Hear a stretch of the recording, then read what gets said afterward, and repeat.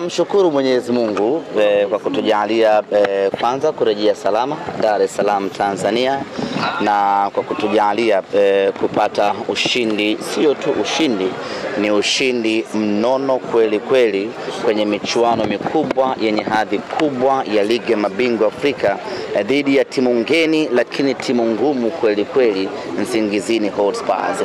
Tumefanikiwa, tumepata ushindi. Haikuwa mechi nyepesi hata kidogo, lakini kutokana na ubora tuliokuwa nao, kutokana na malengo tuliojiwekea na mabadiliko ya timu yetu ambao tumefanya ndani ya wiki mbili hizi, yameisaidia Simba Sports Club kuweza kupata ushindi ambao tulihitaji. Tunamshukuru Mwenyezi Mungu, tunawapongeza wachezaji wetu kwa kazi kubwa ambayo wameifanya, lakini kwa kipekee kabisa tunalipongeza benchi letu la ufundi chini ya meneja mkuu Dimitar Pantev, ambaye ndani ya kipindi cha muda mfupi tulimkabidhi mfupa mgumu, lakini ndani ya kipindi cha muda mfupi ameweza na amefanikiwa kuibadilisha Simba, na hatimaye jana kila mwana Simba ameiona Simba ambayo aliitamani kwa miaka mingi. Yote kwa yote, tumemaliza mechi ya kwanza, tumeshinda, lakini bado hatujafuzu.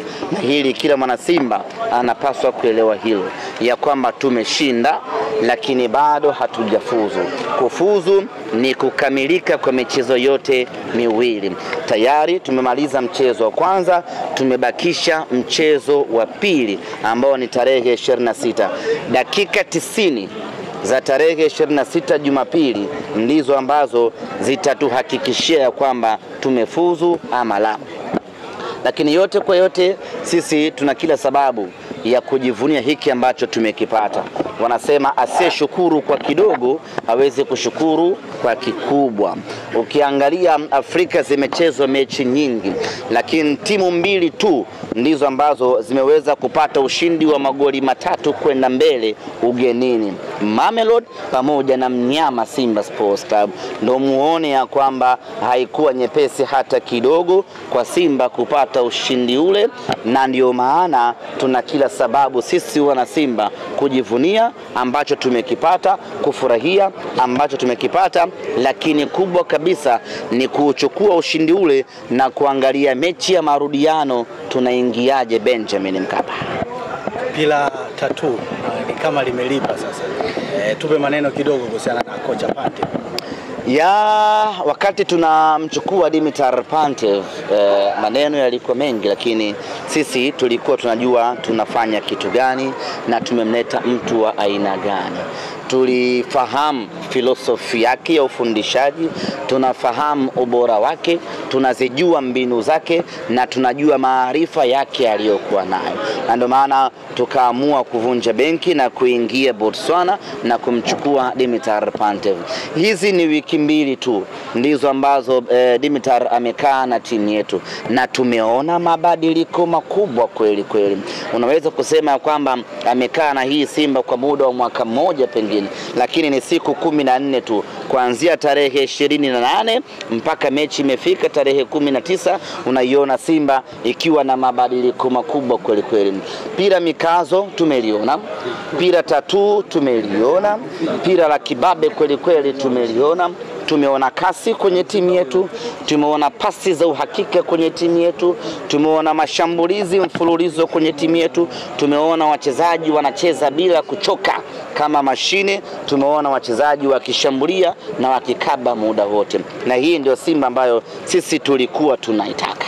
Ahmed, kabla mchezo uliandika andiko na kuwapa mimi wana Simba kwamba Nsingizini sio wapinzani wa kuchukulia poa. Pengine mliingia kwa kuheshimu Nsingizini kwenye mchezo jana. Kwenye ligi mabingwa lazima umheshimu kila mtu. Ukiingia kimazoea utafanywa vibaya tu. Utafanywa vibaya. Kuna watu hawana majina makubwa lakini wanakufanya vibaya. Na tumeshaona watu wamefanywa vibaya. Kwa hiyo ilikuwa lazima na sisi, unamuona nani Orlando Pirates amekula chuma 3 Kongo jana.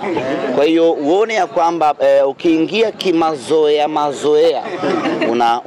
unachezea mdude kweli kweli na unapata tabu kweli kweli. Kwa hiyo sisi tulimtazama huyu bwana Nsingizini na tukasema wacha tumchukulie mithili ya mpinzani mkubwa ambaye tunakwenda kukutana naye. Lakini kama haitoshi, ukimwangalia kwenye record za CAF hayupo, ni timu geni. Ukimwangalia sio kwenye rank, sio kwenye nini, ni timu geni. Lakini haiondoi ukweli ya kwamba ni timu nzuri kweli kweli. Na ndio timu ambayo inatisha vibaya mno kule Eswatini. Kwa hiyo tukasema tukimchukulia kawaida, tukiendelea kujivunia ya kwamba sisi ni namba 5 Afrika, atakuja kutuvua taulo ukweni huyu. Twendeni tukapambane naye mithili na kwenda kupambana na mkubwa mwenzetu. Tukamheshimu, tukafanya maandalizi yote makubwa na hatimaye discipline ambayo tuliwekeza kwake ikaweza kutulipa na hatimaye tukamfunga mabao 3. Kwetu wana Simba ni faraja na furaha kubwa kweli kweli. Lakini jambo ambalo mimi limenitisha sana ni mwalimu Pantev kusema ya kwamba hajafurahi. Hajafurahishwa na kiwango. Hajafurahishwa na performance ya timu yake. Wakati sisi wengine tukiwa tumekosa usingizi jana tunashangilia mwanzo mwisho. Tumezunguka Eswatini nzima kushangilia jana. Mwalimu anasema yeye hajaridhishwa. Nikawaza kama mwalimu hajaridhika na hii performance ambayo sisi tunaiona ni beta, atakapokuja kuridhika huyu mwalimu tayari kuna watu watakuwa wamesha kufa muda mrefu sana. Kuna watu watakuwa wameshaangamia pakubwa mno. Atakuwa ameshaleta maafa makubwa sana hii Afrika. Atakuwa ameshasababisha vita 3 ya dunia ya kimpira. Atakuwa ameshafanya ukatili wa kiwango cha hali ya juu sana. Kama pale mwalimu hajaridhishwa na performance. Na nini kinashtua zaidi? Mwalimu hashangilii. Yani kama vile hana bandama. Goli la kwanza limefungwa, watu wote tukaruka majukwani. Yeye anaona kawaida tu. Goli la pili limefungwa, watu tukashangilia vibaya mno. Yeye wala hatajitikisi. Goli la 3 limefungwa, hala baada ya mechi kuisha akapiga makofi mawili. Alafu akaambia vijana tuondokeni. Sasa huyu mtu ni hatari kweli kweli. Sije gaya kocha Minuno. Nilikuambieni. Wanaume wana mikazo. Wanaume hawanuni. Mmeona tofauti ya Minuno na mikazo. Sisi kocha wetu ana mikazo. Sijui umeelewa ni gangster yule. Sasa kile kitendo kusema kweli kimeniogopesha vibaya mno. Kimenifanya hata nianze kuwaonea huruma wanaokuja mbele yetu. Tafsiri yake ni kwamba bado mwalimu hajaipata Simba anayoitaka. Yaani wakati sisi huku tunakesha na vigelegele ya kwamba Simba yetu tumeipata, mwalimu bado Simba yake hajaipata. Sasa hili ni balaa kubwa sana na sisi tunamwombea dua aendelee kuitengeneza Simba iliyokuwa thabiti na bora zaidi. Msemaji, umekutana na ndugu zako hapa, naona mmefika kwa pamoja. Nasema umemnyanyasa sana. Mcheke sana.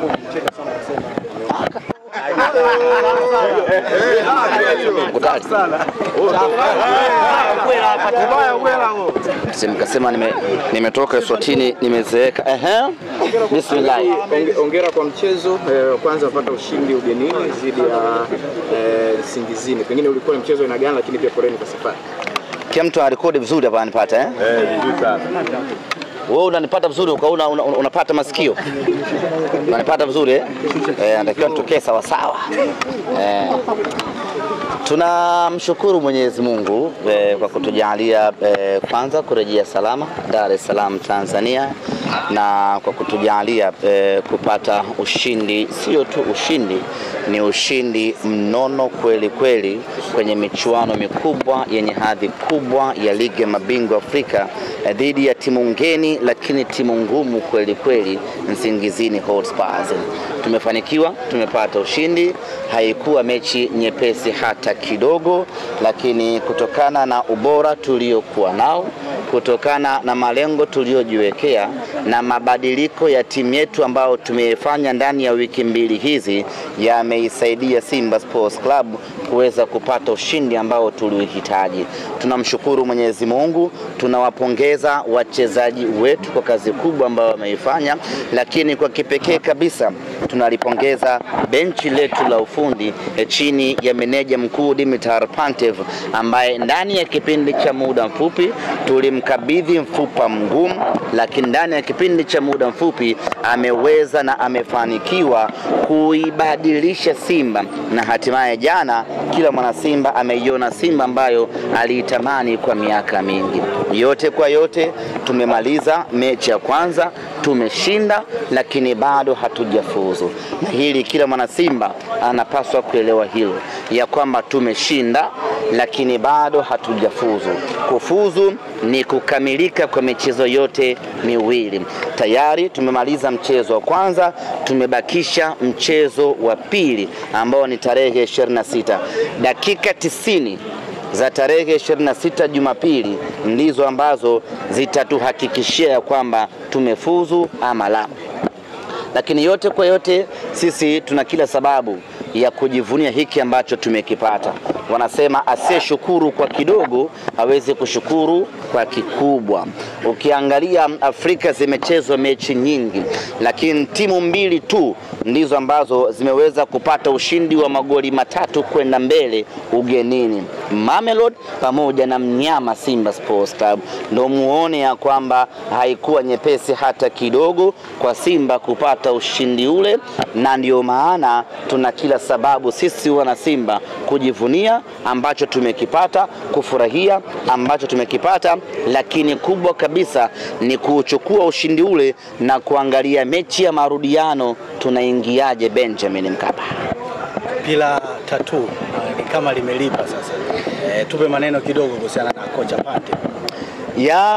Wakati tunamchukua Dimitar Pantev, maneno yalikuwa mengi, lakini sisi tulikuwa tunajua tunafanya kitu gani na tumemleta mtu wa aina gani.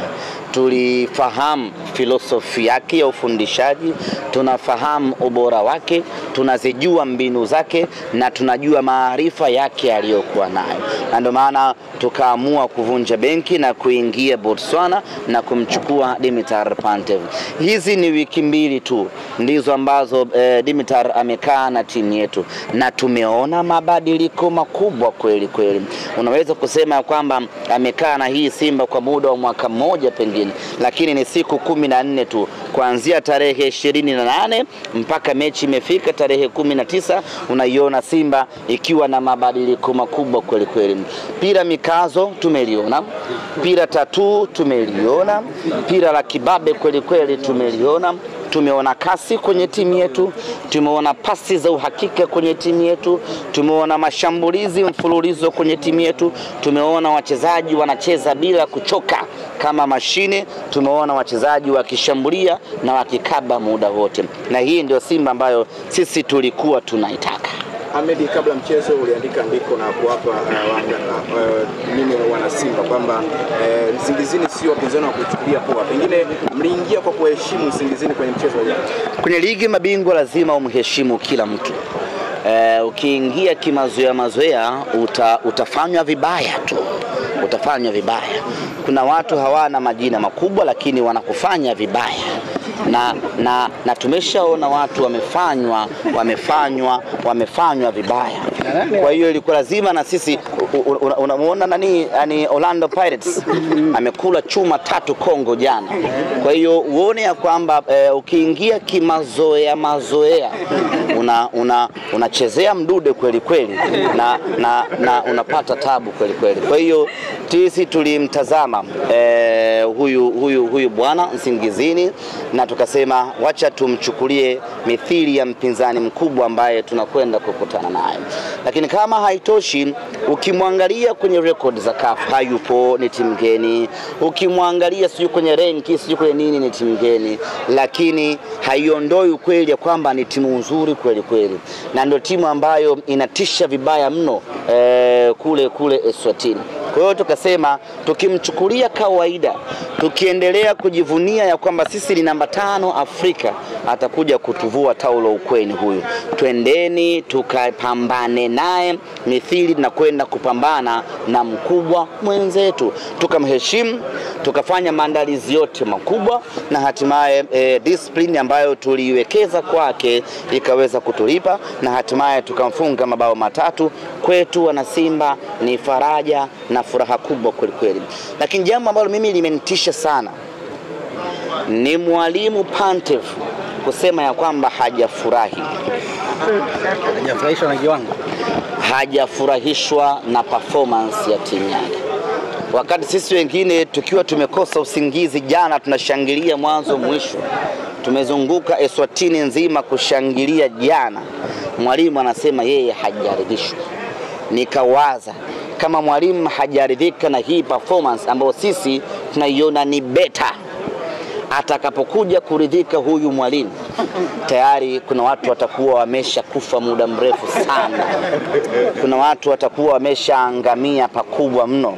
Atakuwa ameshaleta maafa makubwa sana hii Afrika.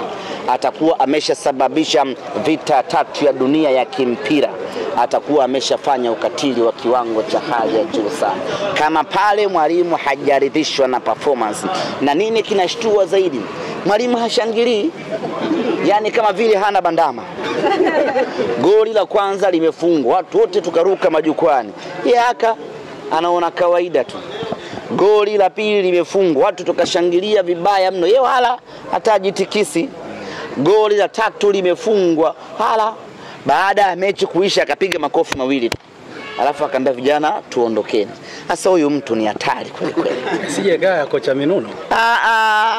Nilikuambieni wanaume wana mikazo, wanaume hawanuni. Mmeona tofauti ya Minuno na mikazo. Sisi kocha wetu ana mikazo, sijui umeelewa, ni gangster yule. Sasa kile kitendo kusema kweli kimeniogopesha vibaya mno, kimenifanya hata nianze kuwaonea huruma wanaokuja mbele yetu. Tafsiri yake ni kwamba bado mwalimu hajaipata Simba anayoitaka.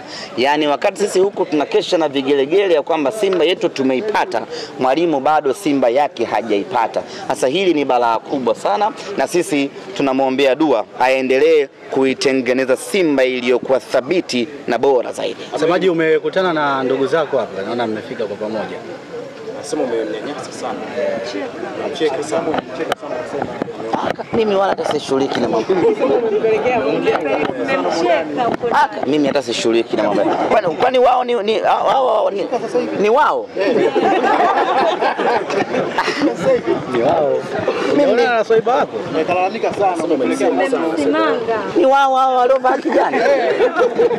Mimi nilijua ni chama tawala wanatoka kwenye kampeni, sikujua kama ni wao. Unaona wachezaji?